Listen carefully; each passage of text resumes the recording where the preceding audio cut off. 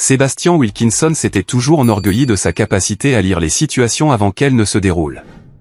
12 ans dans le renseignement militaire l'avaient entraîné à voir des schémas là où d'autres voyaient le chaos, à prédire les comportements avant qu'ils ne se manifestent. Cette compétence s'était bien transposée dans sa carrière civile de consultant en sécurité pour des entreprises du Fortune 500, où il s'était bâti une réputation pour anticiper l'espionnage industriel avant qu'il ne se produise. Mais rien ne l'avait préparé à la vue de son fils de 8 ans, debout dans l'embrasure de la porte, avec un œil violet et noir, enflé au point d'être presque fermé. Jake. Sébastien se leva de son bureau à domicile, sa stature de 1m88 se sentant soudainement inutile face à la petite silhouette tremblante devant lui. Que s'est-il passé, mon grand? L'œil valide de Jake se darta vers les escaliers où sa mère, Marcy, était censée travailler à domicile toute la journée. Le silence du garçon était plus assourdissant que n'importe quel cri. Sébastien s'agenouilla, se mettant au niveau de Jake. Son esprit cataloguait déjà les détails. La posture défensive, la façon dont Jake favorisait son côté gauche, les traces de larmes sur ses joues qui suggéraient qu'il pleurait depuis un moment. Ce n'est pas grave. Tu peux me le dire. Je suis tombé, murmura Jake. Mais sa voix avait la qualité mécanique d'une réplique répétée. Sébastien avait déjà entendu ce ton dans les salles d'interrogatoire de Bagdad, de la part de personnes récitant des histoires qu'on leur avait dit de raconter. Son estomac se noua. Il attira son fils dans une douce étreinte, sentant le corps du garçon se raidir avant de se détendre lentement. « Va te laver pour le dîner », dit doucement Sébastien. « Nous parlerons plus tard. » Alors que Jake disparaissait à l'étage, Marcy sortit de la chambre principale, ses cheveux sombres attachés en une queue de cheval soignée, vêtue d'un pantalon de yoga et d'un sweat à capuche de marque. Elle avait été à la maison toute la journée, censée travailler à distance pour l'agence de marketing où elle avait récemment été promue directrice principale. Oh mon Dieu, qu'est-il arrivé à Jake? Son inquiétude semblait sincère, mais Sébastien remarqua quelque chose. Elle ne se précipita pas pour voir leur fils. Elle resta exactement là où elle était, à près de 4 mètres de distance, ses mains manucurées jointes devant elle. Il dit qu'il est tombé, répondit Sébastien, l'observant attentivement. À l'école, je suppose. Pauvre bébé, dit Marcy, se dirigeant enfin vers les escaliers, mais à un rythme tranquille. Je vais mettre de la glace dessus. Je m'en occupe, dit Sébastien, sa voix ferme. Continue de travailler. Quelque chose vacilla sur son visage. De l'agacement, peut-être. Où étaient ceux du soulagement? Cela disparut si vite que Sébastien se demanda presque s'il l'avait bien vu. Plus tard dans la soirée, après que Jake eut picoré son dîner et se fut retiré dans sa chambre, Sébastien s'assit dans son bureau, fixant la photo de famille sur son bureau. Elle avait été prise 6 mois auparavant à leur maison du lac dans le Michigan. Des visages souriants, les bras enlacés. L'image du bonheur domestique. Lui et Marcy étaient ensemble depuis 10 ans, mariés depuis 9. Elle était une jeune associée en marketing quand ils s'étaient rencontrés lors d'un séminaire sur la sécurité d'entreprise qu'il dirigeait. Elle était ambitieuse, vive d'esprit, belle. Il était tombé éperdument amoureux. Mais dernièrement, quelque chose avait changé. De petites choses au début. La façon dont elle avait commencé à travailler tard plus fréquemment, la nouvelle intensité de sa routine à la salle de sport, la distance subtile qui s'était glissée dans leur conversation. Sébastien avait attribué cela au stress de sa promotion, à l'évolution naturelle d'un mariage de longue durée. Il avait été patient, compréhensif. Maintenant, en regardant l'expression hantée de son fils à travers la table du dîner, il se demandait à quoi d'autre il avait été aveugle. Son téléphone vibra, un SMS de son meilleur ami, Tanner Page, qui enseignait la psychologie légale à l'université Northwestern. Tanner, toujours partant pour le poker vendredi?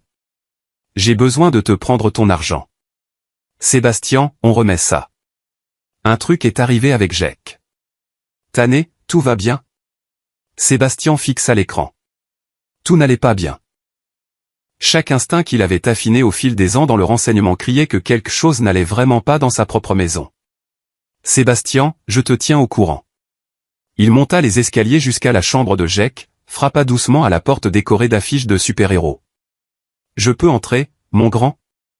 Jake était assis sur son lit, sa tablette jouant une vidéo sans intérêt, mais ses yeux ne regardaient pas vraiment. Sébastien s'assit à côté de lui, maintenant une distance confortable. Tu sais que tu peux tout me dire, n'est-ce pas, dit doucement Sébastien. Quoi que ce soit, peu importe qui t'a dit de ne rien dire. Je suis toujours de ton côté. La lèvre inférieure de Jake trembla un instant. Sébastien pensa que son fils pourrait craquer. Pourrait lui dire ce qui s'était vraiment passé. Mais alors, les yeux du garçon se dardèrent vers la porte ouverte et son expression se referma à nouveau. Je suis tombé du portique, dit Jake, sa voix creuse. C'est ce qui s'est passé. Le cœur de Sébastien se serra, mais il hocha la tête. D'accord. Mais si tu te souviens de quelque chose de différent ou si autre chose s'est produit, tu viens me trouver. Marché conclu. Jake hocha la tête et Sébastien lui ébouriffa doucement les cheveux avant de partir. En bas, Marcy était au téléphone, souriant à l'écran d'une manière que Sébastien ne l'avait pas vu lui adresser depuis des mois. Quand elle le remarqua, le sourire disparut. « Comment va-t-il » demanda-t-elle. Silencieux, répondit Sébastien. L'école t'a appelé aujourd'hui à propos d'un incident. Non. Pourquoi l'aurait-il fait? Parce que notre fils a un œil au beurre noir qui suggère un traumatisme important. Les écoles documentent généralement ces choses. L'expression de Marcy se durcit.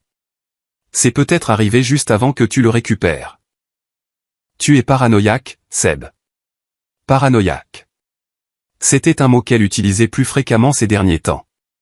Toujours avec cette intonation particulière, mi-inquiète, mi-condescendante, comme si elle diagnostiquait une maladie.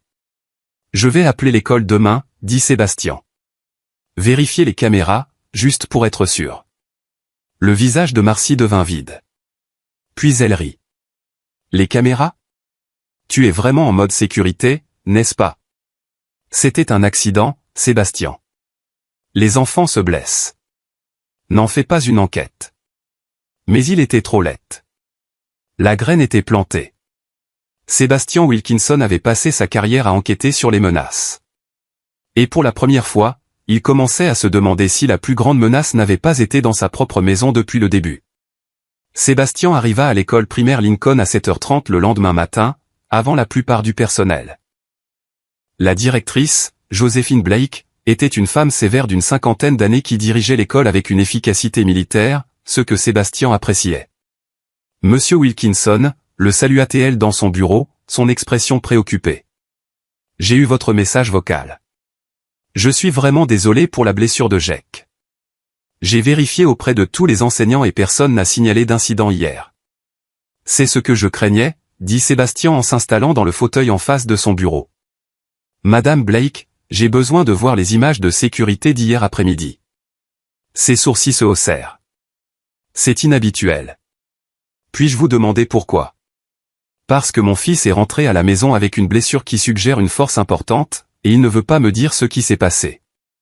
Quelque chose ne va pas, et j'ai besoin de savoir quoi. Joséphine l'étudia un moment, puis hocha la tête. Suivez-moi. Le bureau de la sécurité était une petite pièce près de l'entrée principale, tenue par un policier à la retraite nommé William Choix, qui s'occupait des systèmes de sécurité de l'école. À la demande de Sébastien, ils remontèrent les images de l'après-midi précédent, à partir de 14h30. Sébastien regarda l'écran attentivement. Il y avait Jake sur le terrain de jeu pendant la dernière récréation, jouant à chat avec des amis. Pas de chute, pas de bagarre, rien d'inhabituel. Les images continuèrent jusqu'à la sortie des classes à 15h15. Jake se dirigea vers la file des parents, son visage intact, son œil parfaitement normal. « Pouvez-vous me montrer les caméras du parking ?» demanda Sébastien, la voix tendue. William changea de flux. Sébastien regarda Jake attendre dans la zone de ramassage désignée. Puis un SUV Lexus argenté s'arrêta, la voiture de Marcy. Mais alors que Jake s'approchait du véhicule, Sébastien se pencha en avant, son sang se glaçant. Sa femme sortit du côté conducteur. Rien d'inhabituel jusque-là. Mais ensuite, la porte passager s'ouvrit et un homme en sortit. Grand, musclé, avec des cheveux sombres et une démarche arrogante. Il portait un t-shirt moulant et un jean de marque. Sébastien regarda Marcy dire quelque chose à Jake. Le garçon secoua la tête. Le langage corporel de Marcy changea, devint agressif. Elle attrapa le bras de Jake. Le garçon essaya de se dégager. Et puis l'homme, cet étranger, s'avança et gifla violemment Jake au visage. La vision de Sébastien se rétrécit. Il regarda son fils s'effondrer, vit Marcy se figer un instant avant de pousser brutalement Jake sur la banquette arrière. L'homme remonta sur le siège passager et ils partirent. Mon Dieu, souffla William. Les mains de Sébastien serraient le bureau si fort que ses jointures étaient blanches. J'ai besoin d'une copie de ces images. De tout. Plusieurs sauvegardes. Monsieur Wilkinson, nous devons appeler la police, dit Joséphine, le visage pâle. C'est une agression sur un enfant. Pas encore. L'esprit de Sébastien tournait à toute vitesse, convoquant chaque technique d'interrogatoire, chaque principe stratégique qu'il avait appris. Si nous appelons la police maintenant, elle prendra immédiatement un avocat. Et cela deviendra une situation parole contre parole. J'ai d'abord besoin de comprendre ce qui se passe vraiment ici. Mais cet homme a frappé votre fils. Et je m'assurerai qu'il paie pour ça, dit Sébastien, sa voix d'acier. Mais je dois faire ça correctement. Donnez-moi 48 heures. Gardez ça secret pour l'instant, s'il vous plaît. Joséphine semblait incertaine, mais quelque chose dans l'expression de Sébastien a dû la convaincre. 48 heures. Ensuite, j'appelle moi-même les services de protection de l'enfance. Sébastien hocha la tête et prit la clé USB avec les images. Sa main tremblait en se dirigeant vers sa voiture, mais pas de peur, de rage. Une rage pure et froide qu'il se força à compartimenter et à contrôler. Il s'assit dans le parking et regarda à nouveau les images sur son ordinateur portable. Figea l'image sur le visage de l'homme. Puis il ouvrit sa base de données professionnelle, une collection de logiciels de reconnaissance faciale et d'outils de vérification d'antécédents qu'il utilisait pour la sécurité d'entreprise. 20 minutes plus tard, il avait un nom, Cole Viga, 34 ans, entraîneur personnel et coach de vie. Plusieurs adresses au cours des 5 dernières années, et là, une connexion, Cole Viga avait été tagué dans plusieurs publications Instagram de Marcy au cours des 3 derniers mois. Ces publications, coach sportif, que Sébastien avait vu mais auxquelles il n'avait jamais prêté attention. Il consulta les réseaux sociaux de Cole. Photos de salles de sport, citations de motivation, photos avec diverses femmes, toujours avec ce même sourire arrogant. Et là, enfoui dans les photos d'il y a 2 mois, Marcy et Cole à une sorte d'événement de fitness, debout trop près, sa main sur sa poitrine. Le téléphone de Sébastien sonna. Marcy. Et, où es-tu, demanda-t-elle, la voix légère. Je pensais que tu travaillais de la maison aujourd'hui. À une réunion matinale, mentit doucement Sébastien. Comment va Jake? Il dort encore. Son œil est vraiment moche, cependant. Je pense qu'on devrait le garder à la maison aujourd'hui. Bonne idée, dit Sébastien. Je serai à la maison dans 1 heure. Il raccrocha et resta assis dans le parking, son esprit élaborant des scénarios. Sa femme avait une liaison. C'était clair. Mais pourquoi Cole avait-il frappé Jake? Qu'est-ce que leur fils avait fait ou dit pour provoquer cette réaction? Et puis une pensée plus sombre. Et si ce n'était pas la première fois? Sébastien sortit son téléphone et appela Tané. Il est 8 heures du matin un mercredi, grogna Tané. Ça a intérêt à être important. J'ai besoin de ton expertise, dit doucement Sébastien. Comment saurais-je si mon fils était maltraité? Quel signe devrais-je chercher? Il y eut une longue pause. Seb, qu'est-ce qui se passe, bordel? Peux-tu passer ce soir? Après que Marcy soit partie à sa réunion tardive. Je serai là à 20 heures. Sébastien rentra chez lui, son esprit déjà 3 coups en avance, planifiant ses prochains mouvements. Il avait passé des années à anticiper les menaces, à les neutraliser avant qu'elles ne puissent frapper. Mais c'était différent. C'était sa famille, son fils, et il brûlerait le monde entier pour protéger Jake. Quand il entra, Marcy préparait du café dans la cuisine, habillée pour le travail. « Je pensais que tu serais rentré plus tôt, dit-elle. Il y avait des embouteillages. » Sébastien se versa une tasse, ses mouvements décontractés, malgré la fureur qui s'enroulait dans sa poitrine. « Où étais-tu à 15 heures hier? » Marcy ne s'y a même pas, au travail. « Pourquoi? » Juste curieux. « Tu as dit que tu travaillais de la maison. » Je voulais dire que je travaillais. J'ai dû passer au bureau pour une réunion vers 14h30. Je ne suis pas rentré avant presque 17h. Le mensonge était lisse, répété. Sébastien se demanda combien d'autres il y avait eu. Comment va Jake? Demanda-t-il. Il dort encore. Je vais le laisser se reposer. Elle l'embrassa sur la joue. Un geste désinvolte qui ressemblait à une trahison. Je dois y aller. La présentation pour le comte Mitchell est aujourd'hui. Sébastien la regarda partir, puis monta immédiatement vérifier Jake. Son fils était réveillé, assis dans son lit, fixant le vide. « Eh, mon grand » dit doucement Sébastien. « Comment te sens-tu » Jake le regarda avec ses yeux hantés. « Papa, est-ce que j'ai des ennuis ?»« Quoi ?»« Non. »« Pourquoi aurais-tu des ennuis ?»« Parce que... » À cause de ce qui s'est passé. Sébastien s'assit sur le bord du lit. « Jake, j'ai besoin que tu me dises la vérité. J'en sais déjà une partie, mais j'ai besoin de l'entendre de ta part. Qui t'a frappé ?» Les yeux de Jake se remplirent de larmes. « Maman a dit que si je te le disais, tu serais très en colère et tu nous quitterais. Elle a dit que c'était de ma faute si je l'avais mis en colère. » Le cœur de Sébastien se brisa et se reforma, plus dur. « Mettre qui en colère, Jake ?» Cole. L'ami de maman. Il a dit que je manquais de respect. Les mots sortaient en cascade maintenant. Il m'a dit de l'appeler monsieur, et j'ai dit non, parce qu'il n'est pas mon père. Et puis il m'a frappé. Maman ne l'a pas arrêté, papa. Elle m'a juste dit de monter dans la voiture. Sébastien attira son fils dans ses bras, le tenant pendant que Jake sanglotait. « Écoute-moi très attentivement, dit-il, sa voix stable malgré la rage qui le consumait. Rien de tout cela n'est de ta faute. Pas la moindre miette. Et je ne vais nulle part. Je vais arranger ça. Je te le promets. » Mais Cole, murmura Jake. Sébastien sourit. Et ce n'était pas un sourire aimable. « Laisse-moi m'en inquiéter.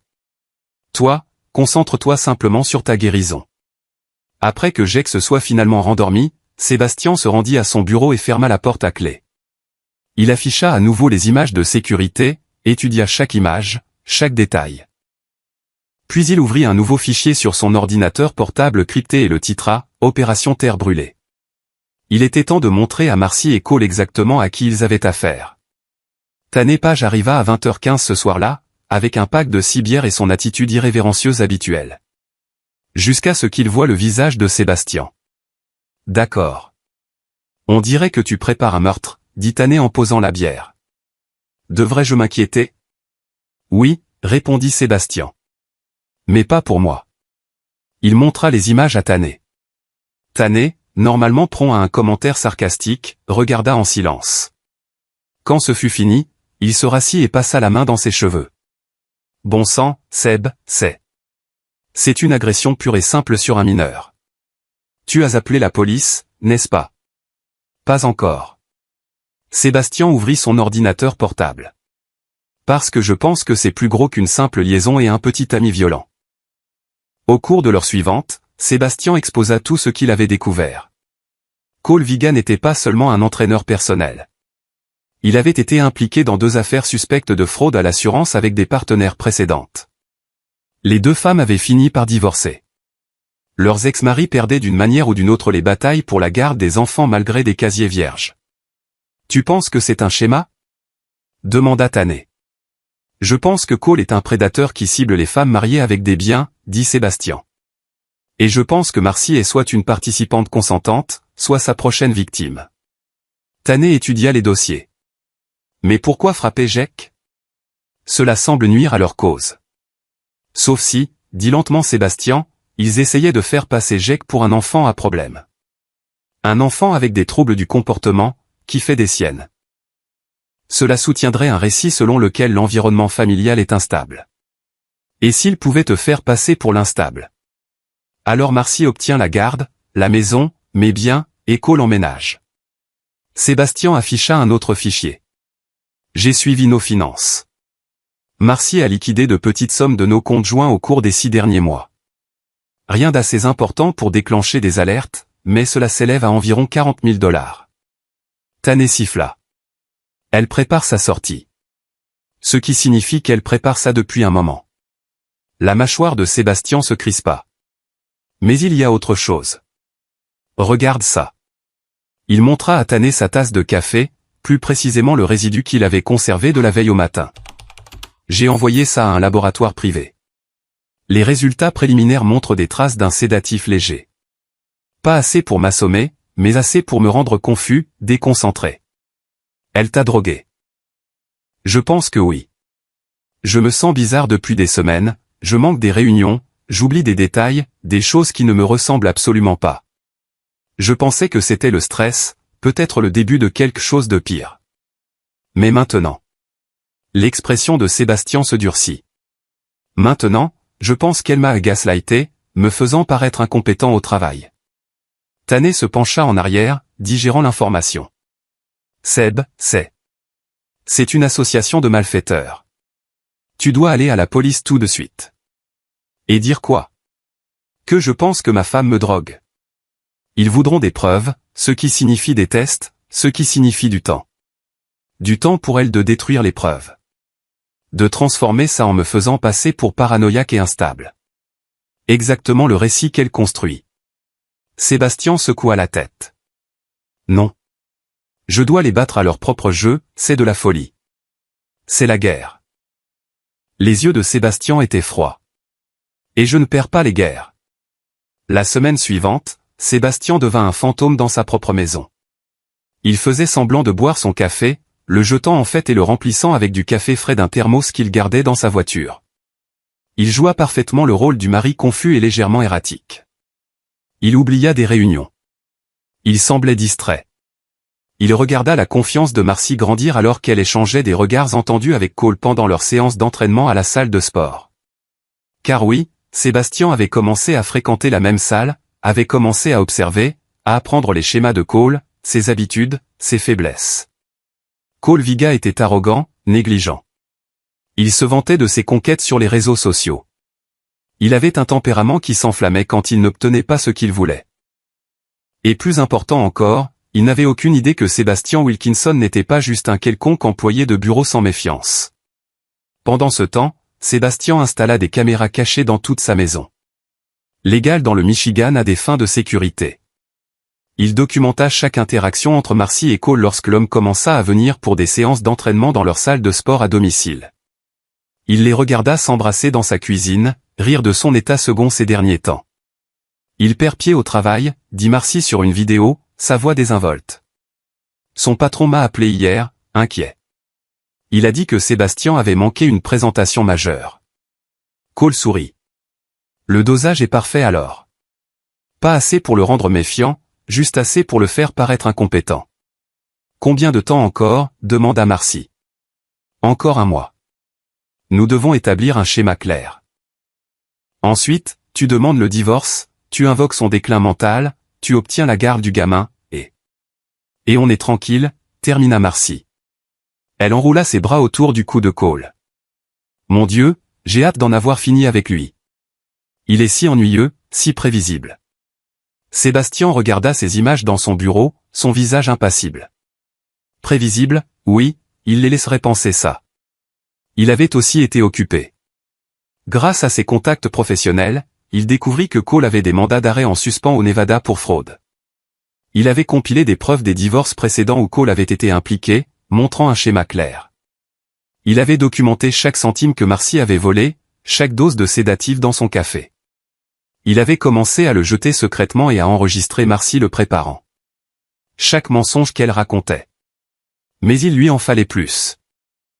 Il avait besoin qu'il se révèle complètement, qu'il fasse quelque chose de si flagrant qu'il n'y aurait pas de retour en arrière. Et puis, une opportunité se présenta. Jake devient un problème, dit Cole sur les images de surveillance de la salle de sport à domicile. C'était en fin d'après-midi et Marcy avait récupéré Jake à l'école. Le garçon était à l'étage dans sa chambre. Il n'arrête pas de me répondre. Il continue de dire que je ne suis pas son père. Il a 8 ans, dit Marcy. Il s'adaptera. Ou alors on facilite les choses. Les enfants avec des problèmes de comportement, un historique d'agression. Ces enfants ne restent pas avec leur père pendant les batailles pour la garde. Sébastien regarda le visage de Marcy changer un instant. Elle semblait incertaine. Qu'est-ce que tu suggères? Je dis que si Jake avait quelques incidents de plus à l'école, quelques blessures de plus que ton mari ne peut pas expliquer, le juge aurait de sérieuses préoccupations quant à l'aptitude de Sébastien en tant que parent. Tu veux le blesser à nouveau. Je veux sécuriser notre avenir, dit froidement Cole. Ce gamin est la seule chose qui se dresse entre nous et l'argent de ton mari. On fait passer Sébastien pour négligent ou violent. On obtient la garde exclusive et tu le dépouilles de tout ce qu'il a dans le divorce. Il y eut une longue pause. Puis Marcy hocha la tête. D'accord. Mais pas à l'école encore. Trop risqué. Laisse-moi faire, dit Cole. Sébastien arrêta l'enregistrement. Ses mains étaient parfaitement stables alors qu'il prenait son téléphone et appelait Bernardo Patton, le meilleur avocat en droit de la famille de Chicago. Bernardo, c'est Sébastien Wilkinson. J'ai besoin que tu libères ton emploi du temps. Nous partons en guerre. Quel genre de guerre? Sébastien sourit, un sourire froid et acéré. Le genre où je gagne. Sébastien Wilkinson avait appris 3 principes fondamentaux pendant ses 12 ans dans le renseignement militaire, la patience, la précision et l'élément de surprise. Son travail l'avait mené des rues poussiéreuses de Bagdad aux salles de conseil d'administration de Manhattan. Mais la stratégie de base ne changeait jamais. Comprendre son ennemi mieux qu'il ne se comprend lui-même et frapper quand il est le plus vulnérable. Maintenant, assis en face de Bernardo Patton dans un cabinet d'avocats du centre-ville de Chicago, Sébastien mettait ses principes en action. Bernardo était un homme petit et trapu, la cinquantaine avancée, avec des cheveux argentés et des yeux perçants qui ne manquaient rien. Il avait bâti sa réputation en défendant des cadres lors d'OPA hostiles et de divorces à gros enjeux. Il était cher, impitoyable et exactement ce dont Sébastien avait besoin. Laissez-moi m'assurer que je comprends bien, dit Bernardo en examinant le dossier que Sébastien lui avait fourni. Votre femme et son petit ami vous ont systématiquement drogué, prévoient de vous faire passer pour un parent inapte et discutent maintenant de blesser physiquement votre fils pour renforcer leur dossier de garde. Correct. Et vous avez des preuves vidéo de tout cela. Des heures de preuves. Sébastien ouvrit son ordinateur portable.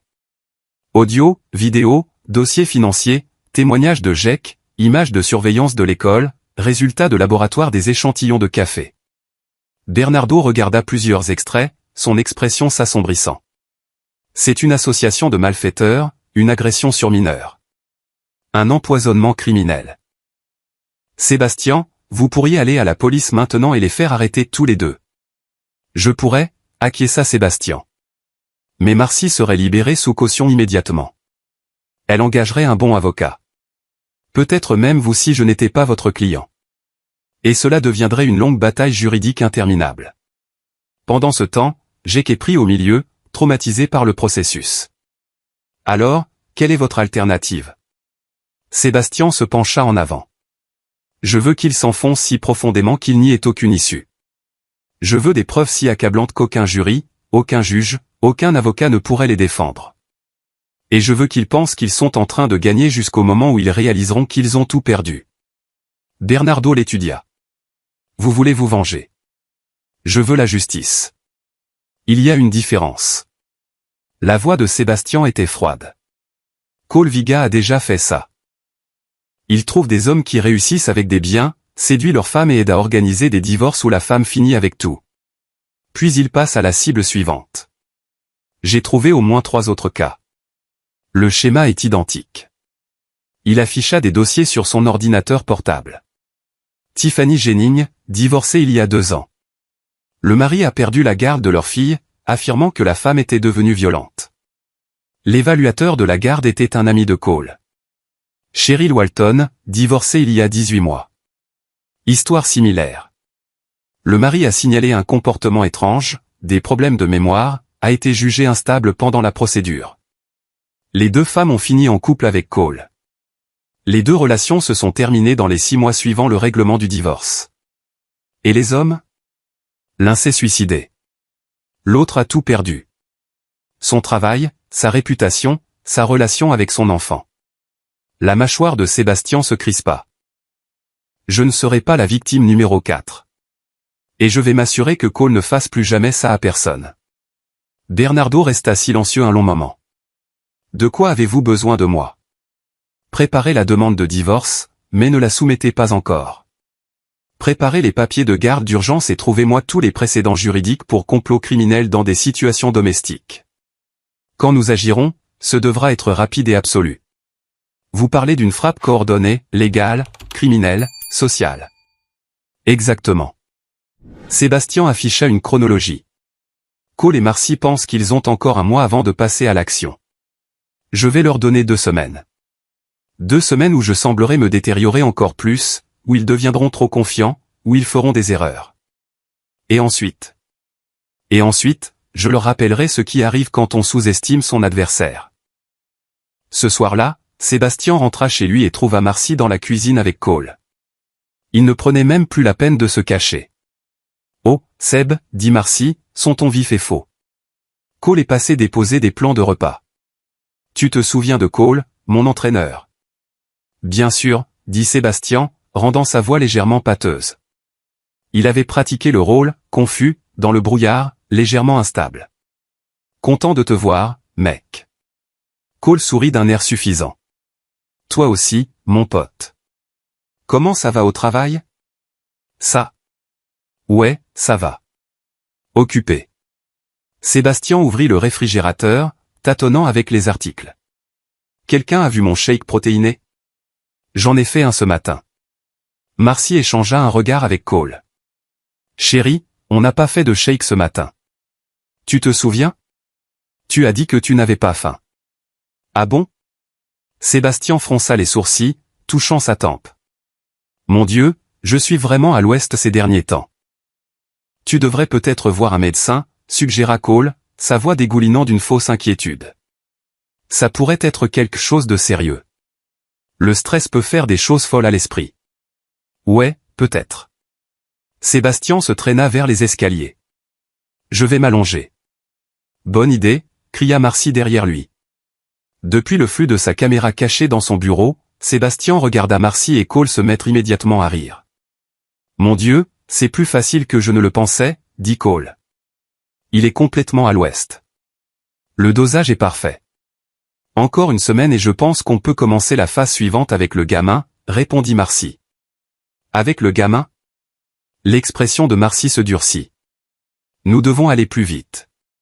Le patron de Sébastien a encore appelé aujourd'hui. Ils sont assez inquiets pour le forcer à prendre un congé maladie, ce qui pourrait en fait jouer en notre faveur. Ça montre qu'il est instable pour la garde. Cole sourit. Tu es brillante.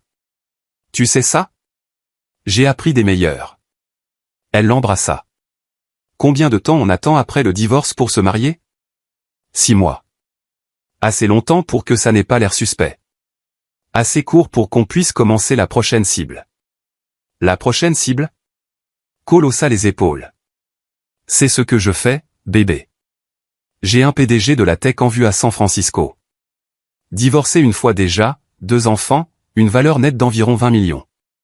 Le visage de Marcy devint pâle. Attends, qu'est-ce que tu dis ? Je dis que ça a été amusant, mais c'est du business. Tu obtiens ton règlement de divorce, je prends ma part, et on passe tous les deux à autre chose. Mais nous. Je pensais que Tu pensais que j'étais amoureux de toi ? Cole rit. Marcy, tu es belle et tu es utile, mais il s'agit d'argent. Il a toujours été question d'argent. Sébastien regarda le monde de Marcy s'effondrer visiblement. Un instant, il eut presque pitié d'elle. Presque. Tu m'utilises, murmura-t-elle. On s'utilise l'un l'autre, corrigea Cole. Ne fais pas la surprise. Tu étais parfaitement heureuse de détruire ton mari et de traumatiser ton fils pour un gain financier. Je suis juste honnête sur mes motivations. La conversation continua, mais Sébastien en avait assez vu. Il prit son téléphone et envoya un SMS à Tané. J'ai besoin que tu fasses quelque chose pour moi. Il est temps de commencer la phase 2. Tané arriva au bureau de Sébastien le lendemain matin. Une entreprise de sécurité industrielle dans le centre-ville de Chicago, où la réputation de Sébastien en tant que consultant stratégique était à toute épreuve. Ou du moins, elle l'avait été avant que Marcy ne commence à droguer son café. Tu as une sale mine, dit Tané en fermant la porte du bureau. Ce qui est parfait, en fait, étant donné ce que tu essaies de faire. Je n'ai pas beaucoup dormi, admit Sébastien. Tu tournes à 3 heures par nuit depuis une semaine, à compiler des preuves, à planifier des éventualités. Mais ça marche. Il pense qu'il gagne. Et tu veux que je fasse quoi exactement? Ton SMS était cryptique. Sébastien ouvrit son ordinateur portable. Cole Viga est arrogant et négligent. Il a déjà fait ça, ce qui signifie qu'il y a des victimes. J'ai trouvé 2 ex-femmes d'hommes qu'il a ciblées. L'une d'elles, Tiffany Jennings, est locale. Elle est maintenant thérapeute, ironiquement. Tu veux lui parler? Je veux que tu deviennes son ami. Tu es professeur de psychologie. Vous évoluez dans des cercles similaires. Allez aux mêmes conférences, finissez peut-être dans le même café quelquefois. Gagne sa confiance. Tané fronça les sourcils. Seb, c'est de la manipulation. C'est de la collecte d'informations. Et j'ai besoin de savoir si Cole est vulnérable quelque part. S'il a fait des erreurs avec ses cibles précédentes que nous pouvons exploiter. L'expression de Sébastien était sombre. Je ne suis pas au-dessus d'utiliser tous les outils que j'ai, Tané. La sécurité de mon fils est en jeu, d'accord, dit Tané après un moment. Mais si elle demande, je lui dirai la vérité sur pourquoi je pose des questions. Marché conclu. Au cours des jours suivants, le plan avança sur plusieurs fronts. Tané prit contact avec Tiffany Jennings lors d'une conférence de psychologie à Northwestern. Pendant ce temps, Sébastien continuait son numéro à la maison, paraissant de plus en plus confus et instable. Il envoya accidentellement un email de travail au mauvais client. Il manqua une réservation de dîner avec Marcy. Il laissa la cuisinière allumée 2 fois. Chaque erreur était calculée, conçue pour construire le récit de son effondrement. Marcy documentait tout, prenant des photos, prenant des notes. Sébastien le savait car il pouvait la voir le faire sur ses caméras cachées. Elle construisait son dossier, rassemblant des preuves de son supposé déclin. Elle n'avait aucune idée que chaque photo qu'elle prenait, chaque note qu'elle faisait, était à son tour documentée par le système de surveillance beaucoup plus sophistiqué de Sébastien. Mais la véritable percée est venue lorsque Tané a appelé le jeudi soir. J'ai parlé à Tiffany, dit Tané. C'est pire que ce que nous pensions. Cole ne l'a pas seulement aidé à divorcer de son mari. Il l'a d'abord isolé. Lui a fait couper les ponts avec ses amis, sa famille. Puis, pendant le divorce, il a tout contrôlé. Ce qu'elle disait, ce qu'elle portait au tribunal, les preuves qu'elle présentait. A-t-il aussi drogué le mari? Elle ne l'a pas confirmé directement, mais elle a laissé entendre que oui, son ex-mari avait commencé à agir étrangement, à oublier des choses. Elle pensait à l'époque que c'était le stress de leur mariage qui s'effondrait. Maintenant, elle n'est plus si sûre. C'est elle ou Cole est vulnérable? L'argent, dit Tané. Il est toujours désespérément à court d'argent. Il dépense plus vite qu'il ne gagne. Voiture de luxe, vêtements de marque, partie de poker à gros enjeux. Elle a dit qu'il avait une fois mentionné devoir de l'argent à des gens sérieux à Las Vegas. Sébastien sentit un sourire froid traverser son visage. C'est parfait. En quoi est-ce parfait? Parce que les hommes désespérés font des erreurs. Et je vais donner à Cole Viga l'occasion de faire une très grosse erreur. Le plan de Sébastien se cristallisa au cours du week-end. Il deviendrait la proie parfaite. Pas seulement le mari confus empoisonné, mais un homme avec des actifs accessibles et un mauvais jugement. Grâce à ses contacts professionnels, il mit en place une fausse opportunité d'investissement, une affaire immobilière douteuse qui nécessitait un investissement en espèces immédiat. Il s'assura de le mentionner à voix haute lors d'un appel téléphonique alors que Marcy était dans la pièce voisine. 50 000 $ me permettent d'entrer au rez-de-chaussée, dit-il à son partenaire commercial imaginaire. Et tout est en espèces pour éviter la paperasse de la SEC. Oui, je peux le retirer de mes comptes privés demain. Il raccrocha et fit semblant de ne pas remarquer Marcy debout dans l'embrasure de la porte. Gros investissement, demanda-t-elle nonchalamment. Juste un truc immobilier, dit Sébastien en balayant l'affaire d'un geste. Probablement rien. Mais au cours des jours suivants, il s'assura de laisser traîner des documents sur l'investissement, des relevés bancaires montrant des actifs liquides, des informations sur la prétendue propriété. Et puis, la pièce de résistance. Il mentionna qu'il gardait les 50 000 $ en espèces dans son coffre-fort à la maison parce que la banque posait trop de questions. Il savait que Cole mordrait à l'hameçon. Les hommes comme Cole ne pouvaient pas résister à l'argent facile. Ce que Cole ne savait pas, c'est que Sébastien avait installé un capteur de pression dans le coffre-fort, des caméras activées par le mouvement dans son bureau, et qu'il avait rempli le coffre-fort de billets marqués qui pouvaient être tracés. Quand Cole essaierait inévitablement de voler l'argent, Sébastien aurait tout ce dont il avait besoin, effraction, vol, et le dernier clou dans le cercueil de leur complot. Mais Cole le surprit. Au lieu de commettre le vol lui-même, Cole convainquit Marcy de voler l'argent. Sébastien regarda les images de la caméra de son bureau alors que Marcy, sa femme depuis 9 ans, entrait dans son bureau le mardi après-midi. Elle connaissait la combinaison de son coffre-fort. Il la lui avait donnée il y a des années, à l'époque où la confiance existait encore entre eux. Elle ouvrit le coffre, sortit les 50 000 $ et les plaça dans son sac de sport. Puis elle fit quelque chose que Sébastien n'attendait pas. Elle s'arrêta, regarda l'argent, et se mit à pleurer. « Je suis désolée », murmura-t-elle à la pièce vide. « Je suis tellement désolée. » Un instant, en regardant depuis sa voiture, Sébastien sentit une lueur de quelque chose. Du regret, peut-être, ou de la tristesse pour ce qu'ils avaient été.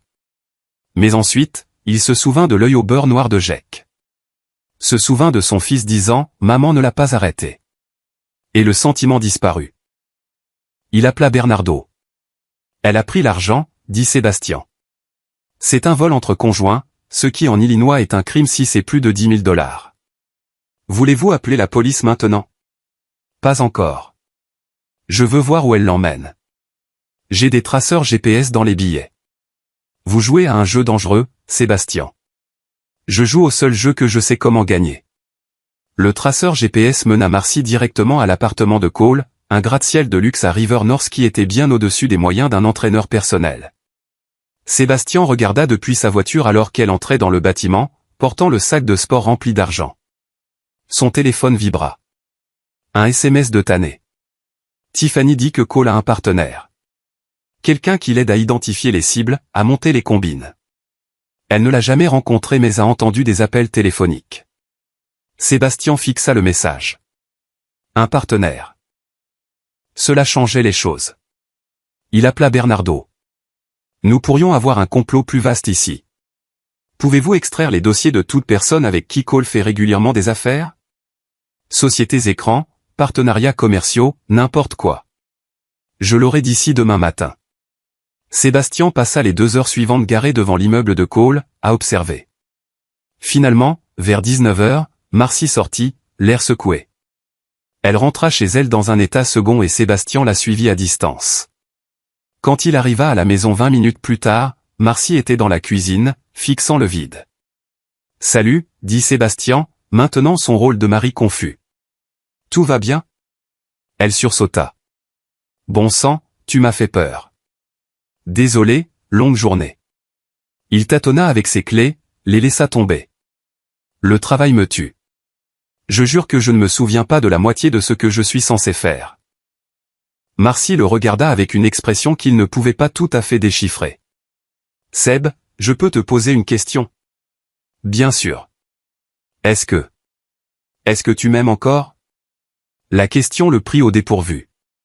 Un instant, le masque tomba et quelque chose de mauvais a dû se voir sur son visage car l'expression de Marcy s'effondra. « Je suis désolé », murmura-t-elle. « Je suis tellement désolé. Je ne sais pas comment j'en suis arrivé là. Je ne sais pas comment je... » « Marcy, de quoi parles-tu » Elle secoua la tête. « Rien. Je suis juste fatiguée. Longue journée. » Elle monta à l'étage, laissant Sébastien dans la cuisine. Il la regarda partir, son esprit tournant à plein régime. Avait-elle des doutes ? Il vérifia ses caméras cachées. Dans leur chambre, Marcy était au téléphone avec Cole. « Je ne peux plus faire ça », disait-elle. « Ce truc avec Jake, le fait de droguer Seb. C'est trop loin. Nous devons arrêter. » La voix de Cole parvint, minuscule mais claire. « On est trop avancé maintenant, Marcy. Tu as déjà volé l'argent. Tu es complice. Alors je le rendrai. Et tu diras quoi ? Désolé, chérie, j'ai volé 50 000 $, mais j'ai changé d'avis. Tu penses qu'il va juste te pardonner ? Je ne sais pas, peut-être qu'il ne le fera pas. Et même s'il le faisait, moi, je ne le ferai pas, la voix de Cole devint froide. Tu es là-dedans avec moi jusqu'au bout. Alors, voici ce qui va se passer demain. Tu vas demander le divorce. Tu vas prétendre que Sébastien a été violent et instable. Tu vas utiliser les preuves que nous avons construites et tu vas obtenir cette garde et ce règlement. Et si tu essaies de te défiler maintenant, je m'assurerai que tout le monde sache que tu drogues ton mari depuis des mois. Tu me menaces? Je nous protège tous les deux. Maintenant, prends-toi en main et finis-en. Sébastien écouta sa femme pleurer après que Cole eut raccroché. Une partie de lui, une très petite partie, ressentait de la sympathie. Elle avait été manipulée, utilisée par un prédateur professionnel. Mais elle avait aussi fait des choix. Elle avait choisi de blesser Jake. Elle avait choisi d'empoisonner Sébastien. Elle avait choisi l'argent plutôt que sa famille. Et maintenant, elle allait devoir faire face aux conséquences. Le lendemain matin, Sébastien reçut les dossiers de Bernardo. Le partenaire de Cole était un avocat nommé Alfonso Yates, spécialisé dans les affaires de garde. En regardant de plus près, Sébastien découvrit qu'Alfonso avait été l'évaluateur de la garde dans les 2 précédents complots de divorce de Cole. C'était lui qui avait dépeint les maris comme instables, qui avait recommandé que les mères obtiennent la garde exclusive. C'était un montage bien ficelé. Cole séduisait la femme, créait des preuves de l'instabilité du mari, et Alfonso fournissait le sceau officiel d'approbation qui rendait le tout légitime. On les a, dit Sébastien à Bernardo. Tous les 3. Complot, fraude, extorsion. La police doit être impliquée maintenant, insista Bernardo. Cela dépasse le cadre du tribunal civil. Je sais. Mais je veux une dernière chose d'abord. L'expression de Sébastien se durcit. Je les veux tous dans une pièce ensemble. Je veux les regarder dans les yeux quand leur monde s'effondrera. Laisse-moi m'en occuper. Sébastien passa l'après-midi à mettre en place le coup final. Il envoya un email depuis un compte factice à Cole, se faisant passer pour une riche cible potentielle, un divorcé cherchant un entraînement personnel discret et un coaching de vie. La réunion fut fixée au vendredi à 19 h dans un lieu neutre, la salle de conférence de l'entreprise de sécurité de Sébastien.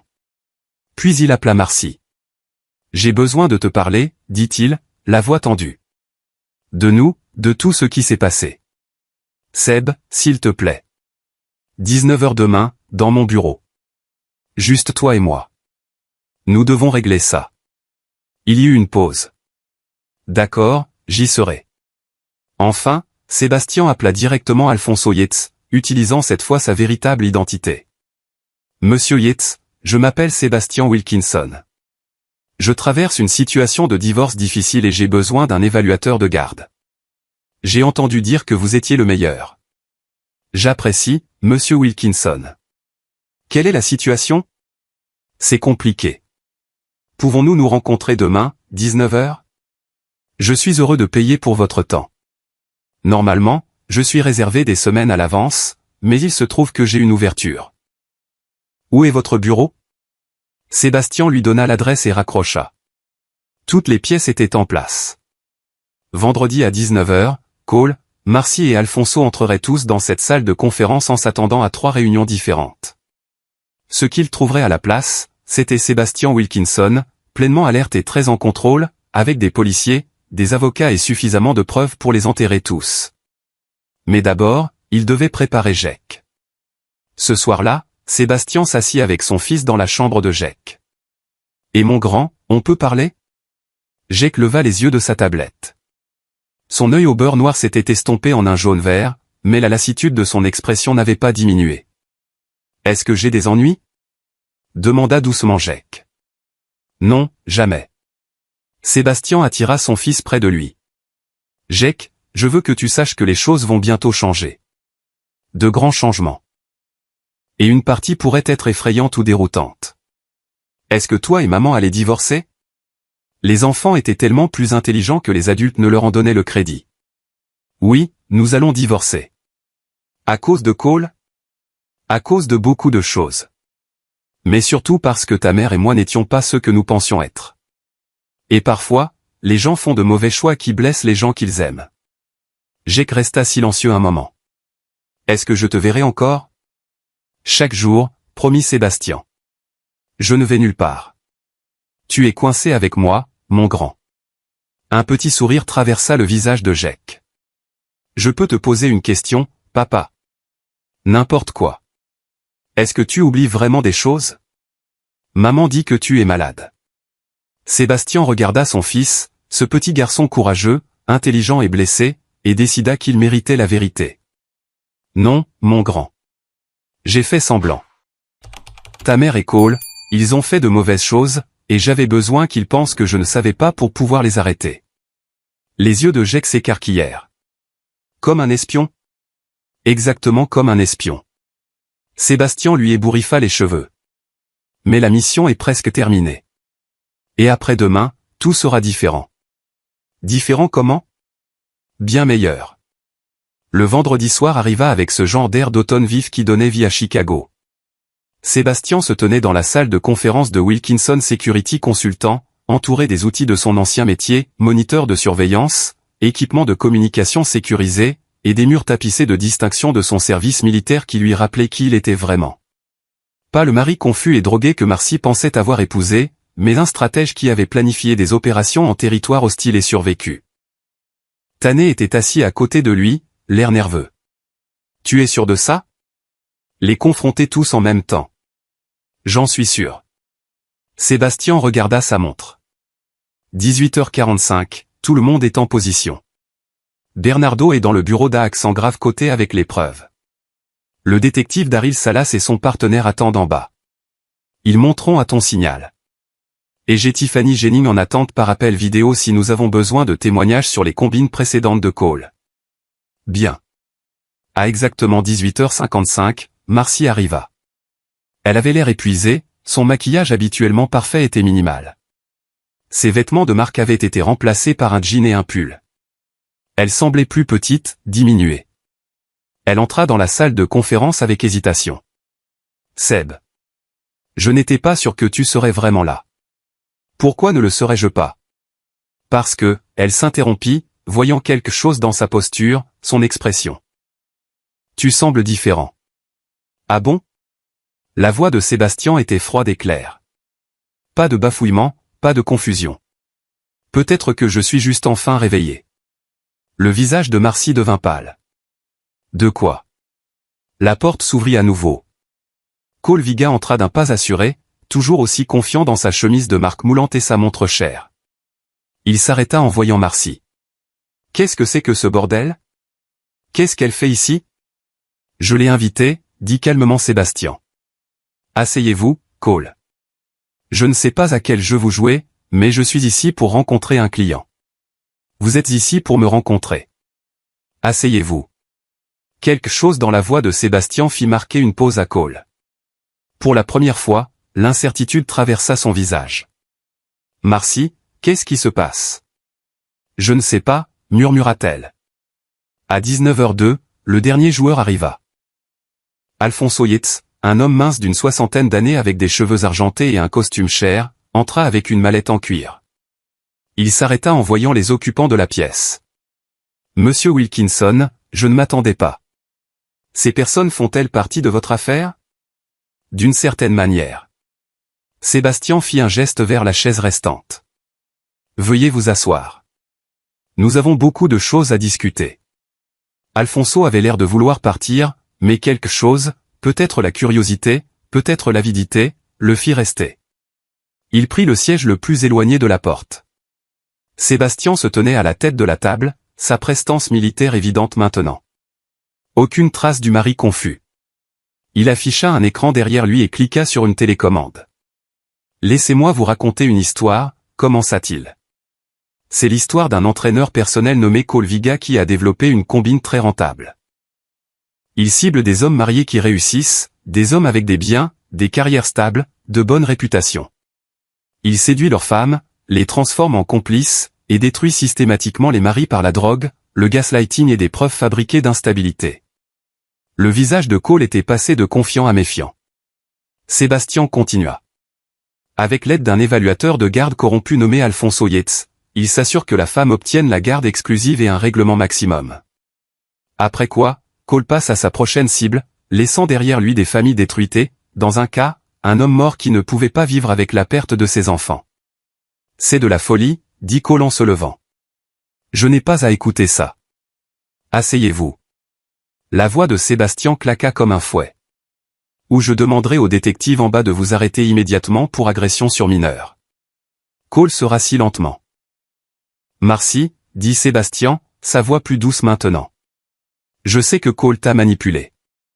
Je sais qu'il a joué sur tes insécurités, tes ambitions. Mais tu as fait des choix. Tu as choisi de me droguer. Tu as choisi de me voler. Et le pire de tout, tu as choisi de rester là pendant qu'un homme adulte frappait notre fils de 8 ans. Les larmes de Marcy coulaient maintenant. Je suis désolé. Mon Dieu, Seb, je suis tellement désolé. Je voulais arrêter. J'ai essayé. Quand as-tu essayé d'arrêter? Sébastien afficha des images vidéo. Marcy et Cole dans la cuisine, riant de l'avoir drogué. Était-ce avant ou après que tu m'aies qualifié d'ennuyeux et de prévisible? Elle tressaillit comme si elle avait été frappée. Sébastien se tourna vers l'écran et commença à diffuser des extraits. Les images de sécurité de l'école de Cole frappant Jack. Des enregistrements audio de Marcy et Cole planifiant le complot.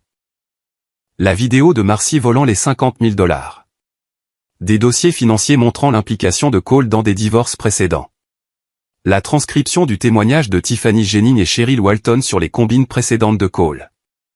À chaque preuve, les personnes à la table semblaient rapetisser. L'arrogance de Cole s'évapora en rage, puis en peur. Alfonso passa de l'indignation au calcul, essayant clairement de déterminer son exposition juridique.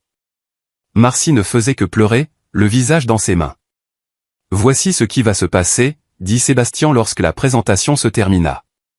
Le détective Salas et son partenaire sont en bas. Ils ont des mandats d'arrêt pour vous trois. Cole, vous êtes accusé d'agression sur mineur, de complot en vue de commettre une fraude, d'extorsion et de vol. Alfonso, vous êtes accusé de complicité de fraude et de faute professionnelle. Le barreau de l'État est également très intéressé par vos activités. Marcy. Il s'arrêta, regardant sa femme. Une partie de lui voulait la détruire complètement. Mais il pensa à Jack. Pensa à l'enfant qui avait déjà tant perdu. Marcy, tu es accusé de vol qualifié, de complot et d'empoisonnement criminel. Mais je vais te donner une chance. Une seule. Pour atténuer cela. Tu coopères pleinement avec l'accusation contre Cole et Alfonso. Tu témoignes de tout ce qu'ils t'ont fait faire, de tout ce que tu as fait volontairement. Tu me cèdes la garde exclusive de Jack et tu acceptes des visites supervisées uniquement. Fais ça, et je recommanderai la clémence au procureur. Tu ferais ça? Murmura Marcy. Après tout. Pas pour toi. Pour Jack. Il n'a pas besoin de ses deux parents en prison. Espèce de salaud, grogna Cole en se jetant par-dessus la table. Tu te crois si malin. La porte s'ouvrit en grand. Le détective Daryl Salas et son partenaire, deux hommes grands aux expressions sérieuses, entrèrent avec des menottes prêtes. Cole Viga, vous êtes en état d'arrestation pour agression sur mineur, dit Salas en lui lisant ses droits pendant que son partenaire lui tordait les bras dans le dos. Cole se débattit, criant des obscénités, menaçant de poursuite. Mais Sébastien le regarda passivement alors que l'homme qui avait blessé son fils était emmené. Alfonso partit tranquillement, l'esprit de son avocat travaillant déjà sur sa défense, mais Sébastien savait que les preuves étaient accablantes. La carrière de cet homme était terminée. Marcy se leva en tremblant. Seb, on peut parler, s'il te plaît? Juste 5 minutes. Tu as 5 minutes avant que le détective Salas ne revienne pour toi, dit Sébastien. Utilise-les sagement. Tanné sortit pour leur laisser de l'intimité. Bien que Sébastien ait laissé l'équipement d'enregistrement en marche, il avait appris à ne pas avoir de conversation sans documentation. Je ne sais pas ce qui m'est arrivé, commença Marcy. J'ai regardé notre vie et je me sentais juste vide, comme si je vivais le rêve de quelqu'un d'autre. Et Cole, il me faisait me sentir excitante, dangereuse. Il m'a dit que je méritais plus qu'une vie de banlieue ennuyeuse. Alors tu as essayé de me détruire. Je ne réfléchissais pas. Il était dans ma tête, me disant que tu me freinais. Qu'avec ton argent, je pourrais être libre. Elle leva les yeux vers lui. Quand as-tu su? Quand Jack est rentré à la maison avec un œil au beurre noir et ne voulait pas en parler. Je savais que quelque chose n'allait vraiment pas, et tu as enquêté. Je suis bon pour enquêter. Tu es bon dans beaucoup de choses que j'ai prises pour acquises. Marcy essuya ses yeux. Pour ce que ça vaut, j'aime vraiment Jake. Je n'ai jamais voulu le blesser. Mais tu l'as fait. Tu es resté là et tu as laissé Cole frapper notre fils. Je sais. Je sais. Elle sanglotait maintenant. J'étais si profondément dedans que je ne voyais pas d'issue. Et quand j'ai finalement réalisé qui était vraiment Cole, ce qu'il faisait vraiment, il était trop tard. Sébastien lui tendit un mouchoir. Son expression était illisible. Tu as un choix maintenant. Tu peux aller au procès, faire traîner ça pendant des années, faire témoigner Jake sur ce que tu as fait. Ou tu peux prendre tes responsabilités, coopérer avec le procureur, et peut-être sauver une sorte de relation avec ton fils quand tu sortiras. Je coopérerai, dit-elle immédiatement. Tout ce dont tu as besoin. S'il te plaît, dis juste à Jake que je suis désolé.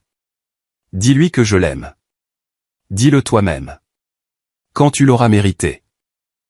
Le détective Salas revint avec son partenaire. Madame Wilkinson, nous avons besoin que vous veniez avec nous maintenant.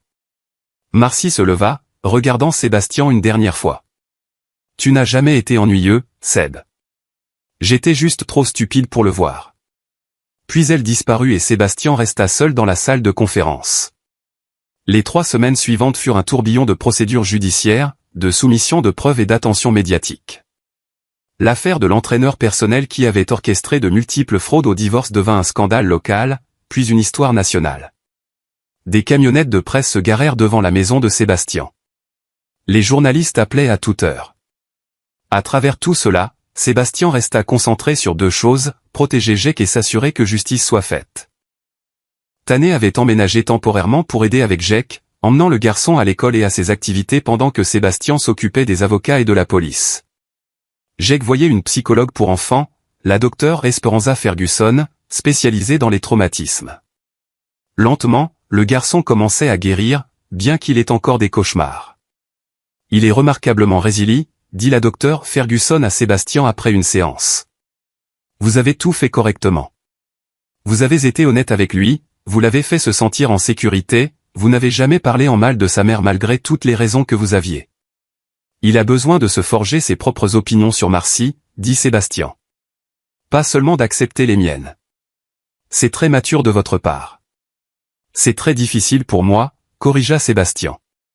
Mais c'est ce qu'il y a de mieux pour Jake. Les audiences préliminaires commencèrent en novembre. Marcy, fidèle à sa parole, coopéra pleinement avec l'accusation. Elle témoigna de la manipulation de Cole, du stratagème de drogue, de la fraude financière. Elle s'effondra plusieurs fois en décrivant le jour où Cole a frappé Jake. J'aurais dû l'arrêter, dit-elle à la barre, sa voix à peine audible. J'aurais dû protéger mon fils. Au lieu de cela, je me suis dit que c'était juste une fois, que ça n'arriverait plus. Mais je savais. Je savais que Cole était dangereux, et je l'ai laissé s'approcher de mon enfant quand même. Son témoignage fut dévastateur. La salle d'audience était silencieuse, à l'exception de ses sanglots. La défense de Cole essaya de la dépeindre comme une femme bafouée mentant pour obtenir la clémence, mais les preuves que Sébastien avait compilées audio, vidéo, dossiers financiers détruisirent ce récit. Les combines précédentes de Cole furent mises en lumière, Tiffany Jennings et Cheryl Walton témoignant toutes 2 d'expériences similaires. Il m'a dit que mon mari me freinait, dit Tiffany. Que je méritais mieux. Il m'a fait me sentir spécial, puis m'a transformé en quelqu'un que je ne reconnaissais pas. Le temps que je réalise ce qu'il cherchait vraiment, j'avais tout perdu. Alfonso Yates essaya de prétendre qu'il avait été dupé par Cole, qu'il n'était pas au courant de la drogue ou de la fraude systématique. Mais ses propres emails le trahirent. Des communications avec Cole discutant des cibles et du partage des pourcentages. Mi-décembre, tout était terminé. Cole Viga fut condamné à 15 ans de prison pour agression sur mineur, complot en vue de commettre une fraude, extorsion et multiples chefs d'accusation de vol. Alfonso Yates reçut 10 ans et fut radié du barreau. Marcy, en échange de sa coopération et de son témoignage, reçut 5 ans avec possibilité de libération conditionnelle après 3 ans pour bonne conduite. Sébastien était assis dans la salle d'audience et ne ressentit rien lorsque les peines furent lues. Pas de satisfaction, pas de colère, juste un soulagement profond et épuisé que ce soit fini. Après la condamnation, Bernardo le prit à part. « Vous l'avez fait, » dit l'avocat. « Victoire complète. » « Garde, bien, justice, Tout ce que vous vouliez. Pas tout, répondit Sébastien. Jake a perdu sa mère. Ce n'est pas une victoire. Elle a fait ses choix. Oui, mais c'est lui qui en paie le prix. Ce soir-là, Sébastien et Jake étaient assis ensemble dans le salon. Tanné était finalement retourné dans son propre appartement et ils n'étaient plus que tous les deux. « Papa » demanda doucement Jake. « Est-ce que maman va vraiment en prison ?»« Oui. »« Pour combien de temps ?»« Quelques années. Peut-être 3 ou 4, si elle est vraiment sage. » Jake resta silencieux, digérant l'information. « Est-ce que tu l'aimes encore ?» Sébastien réfléchit à la façon de répondre. La chose facile aurait été de dire non, de la condamner complètement. Mais Jake méritait l'honnêteté. « J'aime qui elle était », dit soigneusement Sébastien. « La femme que j'ai épousée, la mère qui restait éveillée toute la nuit quand tu avais la grippe, qui t'a appris à faire du vélo. Cette femme-là, je l'aime encore. Mais la personne qu'elle est devenue, les choix qu'elle a faits, ceux-là, je ne peux pas les pardonner. C'est déroutant. Les gens sont déroutants, mon grand. Nous sommes tous compliqués. Ta mère a fait des choses terribles, mais elle a aussi fait de bonnes choses. Tu te souviens des bonnes choses. » Jake s'appuya contre lui. « Est-ce que je peux encore l'aimer ? » Oui, tu devrais. C'est ta mère. Rien de ce qui s'est passé ne change ça. Mais elle m'a fait du mal. Je sais. Et c'était mal. Mais les gens peuvent avoir tort et être quand même aimés. Il faut juste les aimer prudemment, avec des limites. Jake sembla accepter cela. Après un moment, il demanda, « Tu vas sortir avec quelqu'un ?» La question surprit Sébastien. Je n'y ai pas vraiment pensé. Pourquoi ? Parce que tu ne devrais pas être seul. Ce serait triste.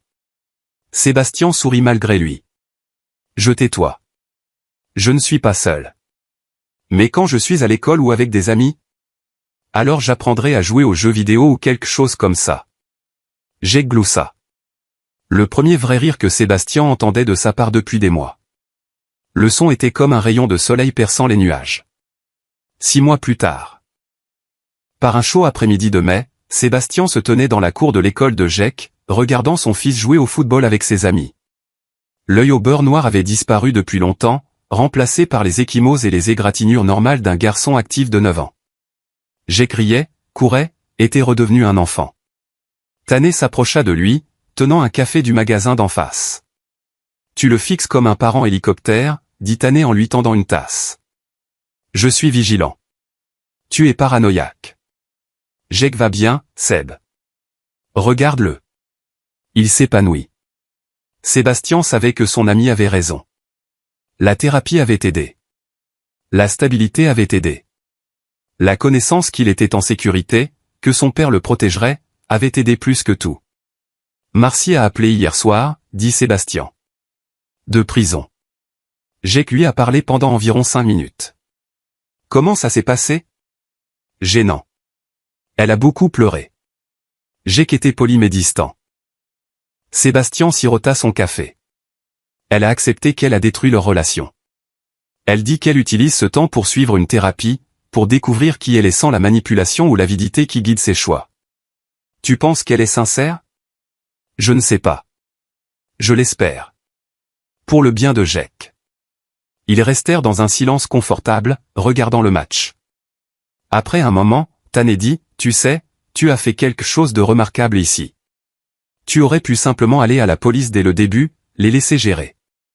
Mais tu as construit un dossier en béton, protégé Jake d'autant de traumatisme que possible, et t'es assuré que Cole ne fera plus jamais ça à une autre famille. » Cole et Alfonso, tous les deux, dit Sébastien. Bien que j'ai entendu dire que Cole a du mal en prison. Apparemment, les hommes qui agressent les enfants ne sont pas populaires auprès des autres détenus. Le karma est une. Oui. Oui, ça l'est. Jake marqua un but et regarda immédiatement pour voir si Sébastien avait regardé. Sébastien lui fit un pouce levé enthousiaste et Jake rayonna. « Et toi ?» demanda Tanné. « Tu sors avec quelqu'un ?» Jake m'en parlait la semaine dernière. Il semble très inquiet que tu deviennes un ermite. Sébastien rit. J'ai eu quelques rendez-vous. Rien de sérieux. Principalement, je me concentre sur le bien-être de Jake. reconstruire la réputation de ma carrière. Ce qui se passe bien, mieux que prévu. Il s'avère que révéler un complot majeur et démanteler un réseau criminel est bon pour les affaires. 3 entreprises du Fortune 500 m'ont contacté pour du conseil en sécurité.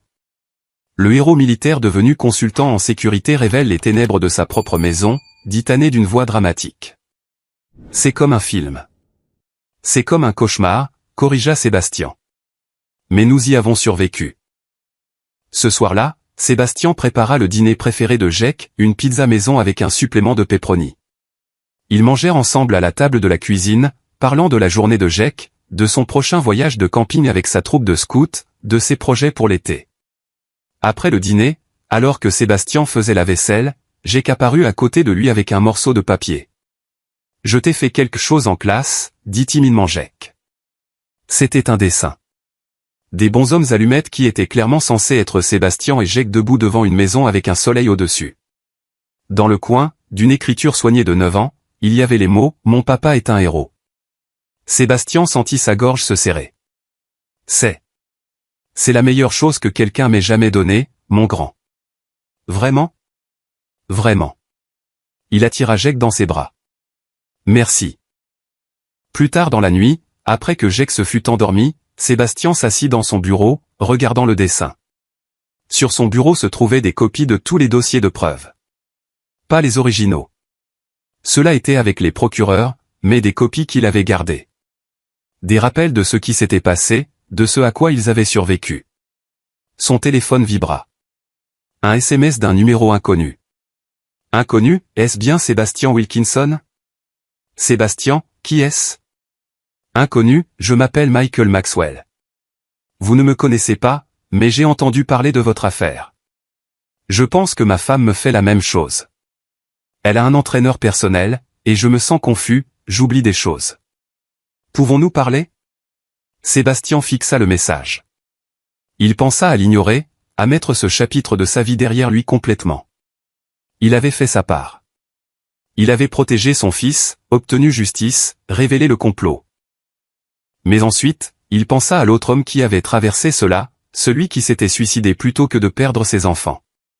Il pensa à quel point il avait failli manquer les signes, à devenir une autre victime. Sébastien, rendez-vous demain à mon bureau. 14h. Apporter la documentation de tout ce qui est suspect, relevés financiers, email, comportements étranges. Ne laissez pas votre femme savoir que vous venez. Michael, merci. Mon Dieu, merci. Je pensais que je devenais fou. Sébastien, vous n'êtes pas fou et vous n'êtes pas seul. À demain. Sébastien posa son téléphone et regarda à nouveau le dessin de Jake. Mon papa est un héros. Peut-être l'était-il. Ou peut-être était-il juste un père qui aimait son fils assez pour se battre quand le combat comptait. Quoi qu'il en soit, il avait gagné la bataille qui comptait. Celle pour l'avenir de sa famille. Et si cette bataille lui avait appris quelque chose, c'est que le mal prospère quand les hommes de bien ne font rien. Cole était en prison, mais Sébastien savait qu'il y en avait d'autres comme lui, s'attaquant aux familles, détruisant des vies. S'il pouvait aider à en arrêter ne serait-ce qu'un de plus, s'il pouvait épargner à un autre père l'agonie qu'il avait endurée, alors le cauchemar auquel il avait survécu aurait un sens au-delà de la simple survie de sa propre famille. Sébastien Wilkinson ferma son ordinateur portable, éteignit la lumière de son bureau et monta vérifier Jake une dernière fois. Son fils dormait paisiblement, en sécurité dans une maison où il était aimé et protégé. Tout le reste, la vengeance, la justice, la destruction systématique de ses ennemis, tout cela avait été pour ça. Un enfant dormant sans peur, un avenir restauré, une famille sauvée. Et ça, pensa Sébastien, était la plus vraie des victoires. Fin. Épilogue. 3 ans plus tard, Sébastien Wilkinson se tenait au podium d'une conférence sur l'application de la loi à Washington DC, s'adressant à une salle remplie de détectives, de juges aux affaires familiales et de défenseurs des victimes. Le contrôle coercitif et la fraude au divorce représentent une menace croissante pour les familles à travers l'Amérique, dit-il, sa présentation montrant les statistiques qu'il avait compilées. Depuis la révélation du complot Viga, nous avons identifié 17 combines similaires opérant dans 12 États. Ces prédateurs sont sophistiqués, organisés, et ils savent comment exploiter les vulnérabilités juridiques et émotionnelles. Dans le public, Michael Maxwell était assis avec sa fille de 12 ans, dont il avait réussi à conserver la garde après que Sébastien lui aidait à révéler un complot similaire. À côté de lui étaient assis 3 autres hommes que Sébastien avait aidés au cours des 2 dernières années. Tous des pairs qui avaient été ciblés par des escrocs utilisant des variantes de la combine de Cole. Mais ils peuvent être arrêtés, continua Sébastien. Avec une documentation appropriée, une collecte stratégique de preuves et une action juridique coordonnée. Plus important encore, avec la sensibilisation. Connaître les signes avant-coureurs, faire confiance à son instinct et refuser de laisser la peur ou l'embarras vous empêcher de chercher de l'aide.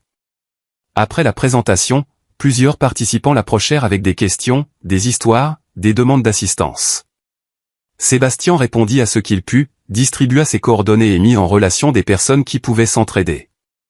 Parmi la foule se trouvait Marcy. Elle avait été libérée sur parole 6 mois plus tôt et travaillait comme assistante administrative tout en continuant sa thérapie.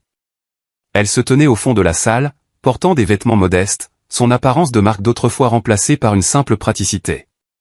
Quand la foule se dispersa, elle s'approcha avec hésitation. « C'était une bonne présentation, dit-elle doucement. »« Merci. » La voix de Sébastien était cordiale mais distante. Ils avaient atteint un stade de coexistence civile pour le bien de Jake, mais les blessures étaient toujours là.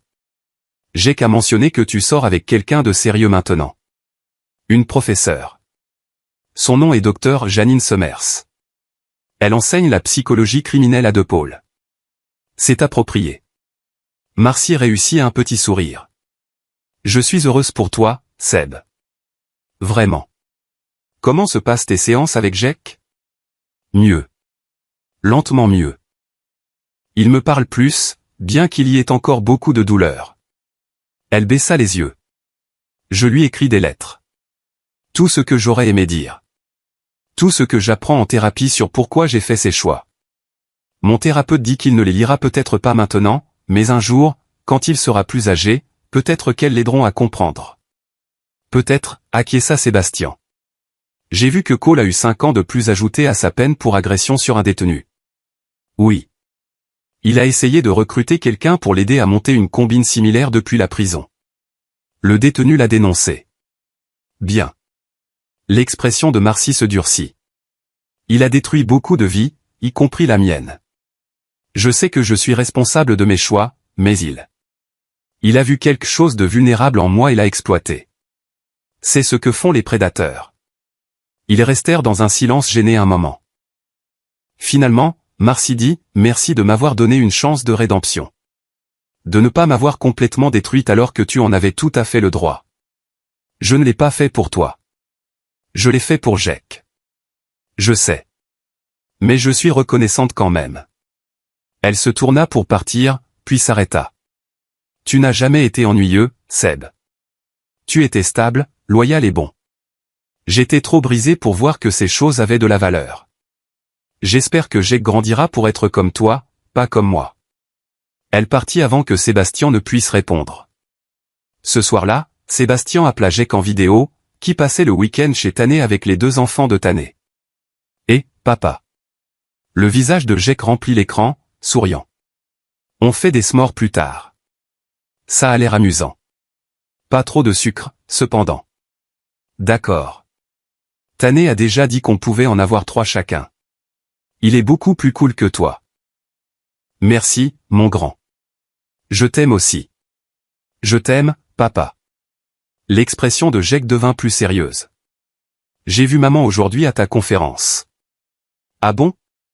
Comment c'était? Bizarre, mais ça va. Elle a demandé si j'avais reçu ses lettres. Et tu les as reçues? Oui. Je ne les ai pas encore toutes lues. Certaines sont difficiles. Jake fit une pause. C'est normal que je ne sois pas prêt à lui pardonner? Jake, tu peux ressentir ce que tu ressens. Il n'y a pas de bon ou de mauvais calendrier pour la guérison. Le fait que tu sois prêt à lui parler montre à quel point tu es fort. J'ai appris des meilleurs, dit Jake, faisant écho aux mots qu'il avait entendu Sébastien dire à propos de son propre père décédé. Après avoir raccroché, Sébastien s'assit dans son bureau à domicile, la même pièce où il avait découvert le complot 3 ans auparavant. L'espace avait l'air différent maintenant. L'équipement de surveillance avait pour la plupart disparu, remplacé par des photos. Jake a ses matchs de foot. Jake et Sébastien en randonnée. Jake avec sa nouvelle belle-mère en devenir, Janine, qui était devenue une partie importante de leur vie. Sur son bureau, encadré, se trouvait le dessin que Jake avait fait cette nuit-là. Mon papa est un héros.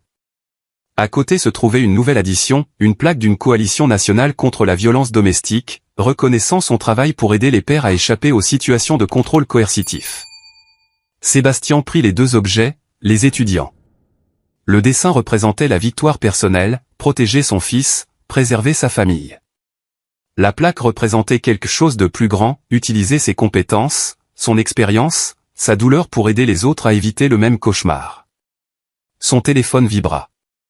Janine. Soirée ciné toujours d'actualité. Jake a dit que tu avais promis de regarder ce truc de super-héros avec lui demain. Sébastien, je ne manquerai ça pour rien au monde. On se voit à 19h. Janine, parfait. Je t'aime. Sébastien sourit. Il y a 3 ans, sa vie était un mensonge soigneusement construit. Maintenant, elle était plus désordonnée, plus compliquée, mais infiniment plus réelle. Il avait perdu un mariage, mais gagné en clarté. Il avait été trahi, mais avait réappris à faire confiance. Il avait été drogué et manipulé, mais en était sorti plus fort. Plus important encore, il avait protégé son fils et aidé à protéger d'autres fils et filles du même sort. Alors qu'il éteignait son ordinateur pour la nuit, Sébastien pensa à Cole Viga, assis dans une prison de haute sécurité, à Alfonso Yates, radié du barreau et déshonoré, à Marcy essayant de reconstruire une vie brisée, et à toutes les familles qu'ils avaient essayé de détruire qui étaient maintenant en sécurité. La justice, Sébastien l'avait appris, n'était pas toujours immédiate ou parfaite. Mais lorsqu'elle était poursuivie avec intelligence, patience et précision, les mêmes compétences qui l'avaient rendu bon dans son travail, elle était réalisable. Et satisfaisante. Très satisfaisante, en effet. Et voilà. Une autre histoire touche à sa fin. Qu'en avez-vous pensé? J'adorerais connaître vos pensées dans les commentaires ci-dessous. Si vous avez apprécié cette histoire, envisagez de rejoindre notre communauté en vous abonnant. Cela signifie beaucoup pour nous. Pour plus d'histoires comme celle-ci, consultez les vidéos recommandées à l'écran, et je vous verrai.